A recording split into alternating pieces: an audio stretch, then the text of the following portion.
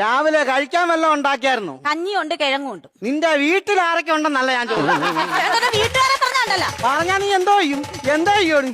എടോ വാസുദേവ, എനിക്ക് തരാനുള്ള ശ്രീധന പൈസ തന്നില്ലെങ്കിൽ മോള് നാളെ വീട്ടിൽ നിൽക്കും. അയ്യോ, ആ നിക്കുന്ന എന്റെ അച്ഛൻ വാസുദേവനല്ല, അത് വാഴയാ. പിന്നെ നിന്റെ അച്ഛൻ ആരാന്നാ നിന്റെ വിചാരം? എന്റെ അച്ഛനെ ശരിക്കും അറിയത്തില്ല. അതൊക്കെ നേരത്തെ ഇറക്കി വെക്കണോ? അതാണോ പറഞ്ഞത്? എന്റെ അച്ഛനെ നല്ല അന്തസ്സും ആഭിചാരം ഉള്ളവനാ. ആഭിചാരോ? ആഭിജാത്യം. അയ്യോ, ഭയങ്കര ആഭിജാത്യവാ.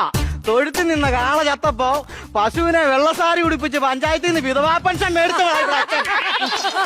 ഇയാൾ അതും പറയും, അതിനപ്പുറവും പറയും. എടോ, ഞാനേ എന്റെ അച്ഛനെ സ്വപ്നത്തിൽ കണ്ട് 1 മണിക്കൂർ സംസാരിച്ചെന്ന് പറഞ്ഞ ഇയാൾ എന്നെ അല്ലില്ലയോടോ? 1 മണിക്കൂർ സംസാരിച്ചാനല്ല നിന്നെ തല്ലിയത്. പിന്നെ ആ 1 മണിക്കൂർ നിന്റെ അച്ഛനോട് നീ സംസാരിച്ചിട്ടും എനിക്ക് തരാനുള്ള ശ്രീധന പൈസ നീ എന്താ ചോദിക്കാഞ്ഞേ? അതിനാ നിന്നെ തല്ലിയത്.